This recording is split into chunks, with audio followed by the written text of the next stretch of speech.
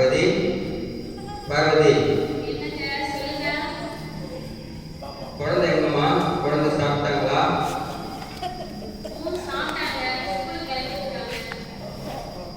வாங்க சாமி கும்பிட்டுட்டு ஸ்கூல் குழந்தை கொஞ்சம் ஸ்கூலில் சேர்க்கலாம்.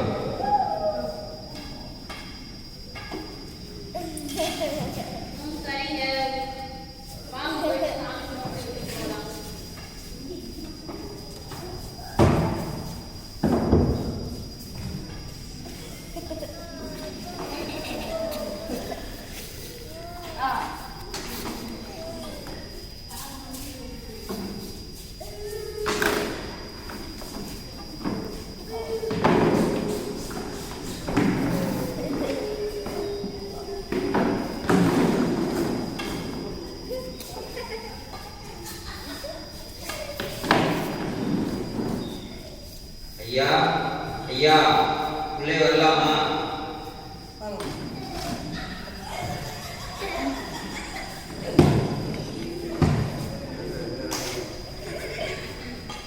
பார்த்து வந்து உட்காருங்கம்மா. பார்த்து பிடிங்கம்மா. உங்க வீட்டுக்காரர் பத்திரமா சாப்பிடுறீங்களா?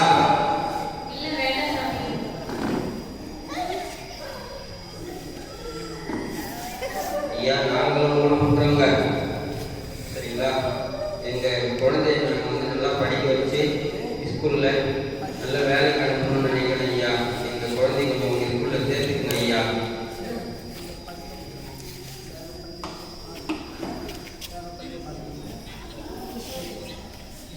ஐயா செல்லக்கண்ணே, இது வந்து பார்த்துட்டிங்கன்னா நல்ல குழந்தைங்க படிக்கிற ஸ்கூல். சரிங்களா? உங்கள் குழந்தை பார்த்தீங்கன்னா மன வளர்ச்சி குன்றிய குழந்தையா இருக்குங்க ஐயா. இந்த குழந்தைய எங்கள் ஸ்கூலில் வந்து சேர்த்து படிக்க வைக்க முடியாதுங்க ஐயா.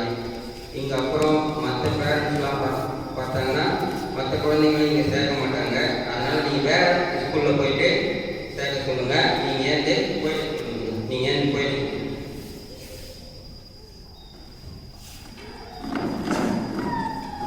குழந்தை உச்சா போயிட்டாங்க. வீட்டுக்கு போங்கம்மா. இதுக்கு தான் அவங்களாம் முதல்ல வரட்டான்னு சொன்னாங்க. அவரோட தலைவிதி, பெரிய தலைவிதி. வெளியில் போகணும். குழந்தை வெளியில் போகணும். எந்த இடத்துல வந்து என்ன பண்ணிட்டு எவ்வளோ பெரிய ஸ்கூல் தெரியுமா இந்த மாவட்டத்திலே இருந்து? வெளியில் போகணும். என்ன ஆச்சு பார்வதி? என்ன ஆச்சு பார்வதி?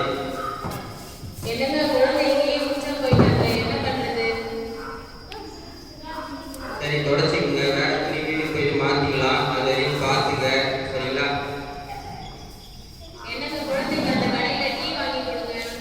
சரிம்மா, நம்ம கூட்டிகிட்டு வரோம். பாப்பாவுக்கு பசிக்கும். டீ வாங்கிட்டு வந்து டீ குடிச்சிட்டு அப்புறம் நம்ம இந்த சமுதாயத்தில் என்னதான் நடக்குதுன்னே தெரியல பார்வதி. எப்போ பார்த்தாலும் எதனா குறை சொல்லி நம்ம குழந்தைய எல்லா ஸ்கூல்லேருந்து நிராகரிச்சுனே இருக்கிறாங்க.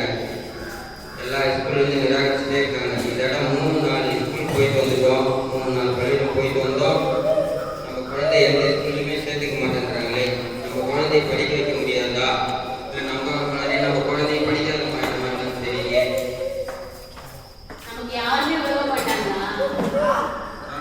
குழந்தைக்கு தீ வாங்கி கொடுத்ததுக்கப்புறம் யோசிப்போம் என்ன பண்ணுறதுன்னு பற்றி.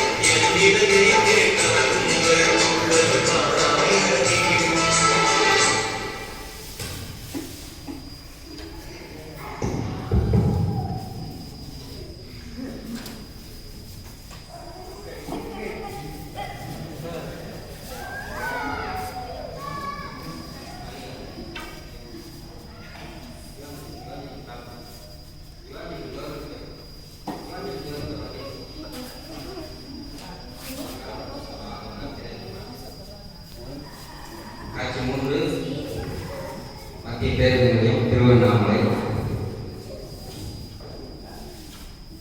ரைட் ரைட் போலாம். ரெடி டைம் வச்சுட்டு Salem Salem Salem. Right right right right right போலாம். கண்ணம்மா கண்ணம்மா பஸ் நிறுத்து, சீக்கிரம் சீக்கிரமா பஸ் போகுது. நான் பஸ் நிறுத்துறேன், சீக்கிரம் ஓடியா, சீக்கிரம் பாப்பா கூப்பிடுங்க. ரைட் ரைட் போலாம்ப்பா, நேராச்சுப்பா. அடுத்த பஸ்ஸுக்கு வாங்கப்பா, நீங்க நேராக நாங்கள் கிளம்புறோம். என்ன பண்றது? 3 லட்சம் காசு 1500 ரூபாய் வாங்குறதுக்காக பஸ்ஸுக்கு எப்படிலாம் வந்து அந்த பஸ்ஸுக்கு போயிடுச்சு. என்ன பண்றது பாருமா, 1500 ரூபாய்க்கு ஆசைப்பட்டு பேங்க்குக்கு போனோம். இப்போ கடைசி பஸ்ஸும் போயிடுச்சு. இப்போ என்ன பண்றது? ஆட்டோ தான் போனோம். சரி, ஒரு டீ வாங்கி சாப்பிட்டுட்டு அதுக்கப்புறம் ஆட்டோவில் போகலாம் வாங்க.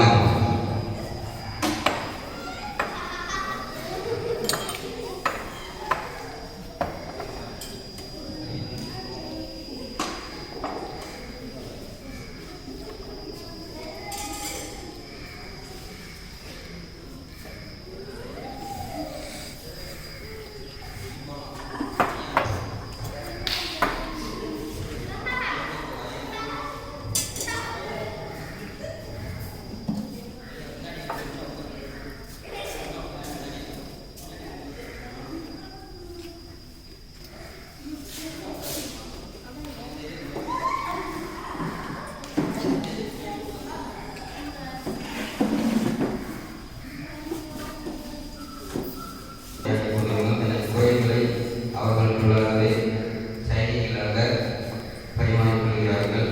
அரசாங்கத்திலிருந்து கிடைக்கும் அனைத்து நல உதவிகளும் அவர்களுக்கு கிடைக்கப்பெறவில்லை என்பதை ஆழ்ந்த மன வருத்தத்துடன் ஒருத்தர் தனது கருத்துக்களை பரிமாறிக்கொள்கின்றனர்.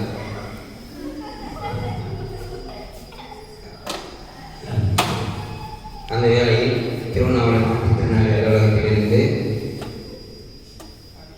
ஒரு அலுவலர் மத்திய பேருந்து நிலையத்திற்கு தன் வீட்டுக்கு செல்வதற்காக மத்திய பேருந்து நிலையம் செல்கிறார். அதை மாற்றுத்திறனாளி அனைவரும் கண்டு அவரை வரவேற்கின்றனர்.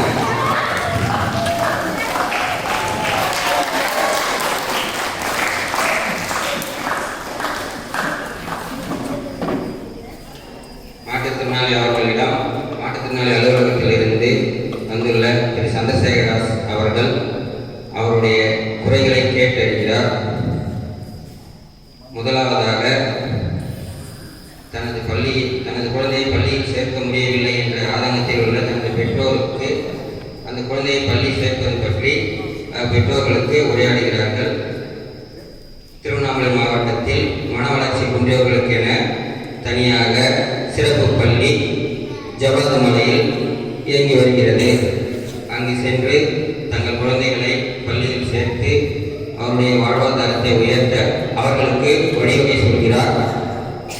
திருவண்ணாமலை மாவட்டம் ஜவ்வாது மலையில் இவர்களுக்கெனவே ஒரு மனவளர்ச்சி கொண்டவர்களுக்கெனவே ஒரு குட்டி சிறப்பு பள்ளி இயங்குகின்றது அப்படி என்று கூறுகிறார். இரண்டாவதாக 18 வயதிற்கு மேற்பட்டோருக்கென போலோரிக்ஸில் அவர்கள் தொழில் புனைவதற்காக தனியாக ஒரு சுயதொழில் நிறுவனம் உள்ளது என்பதையும் தெளிவாக எடுத்து விவரிக்கிறார்.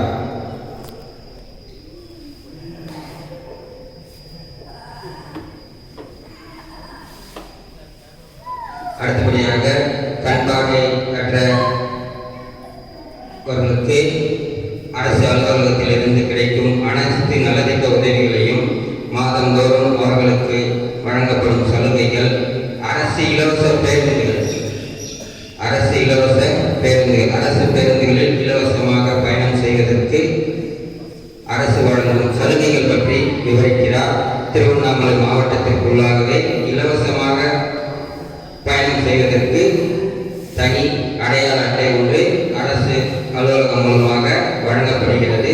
அதை நீங்கள் வாங்கி பயன்படுத்தி கொண்டு அரசு வேலையாகவோ அல்லது தங்களுடைய சுய வேலைக்காகவோ பேருந்துகளில் செல்லும் பொழுது அதனை பயன்படுத்தலாம் என்று தெளிவாக எடுத்து விவரிக்கிறார்.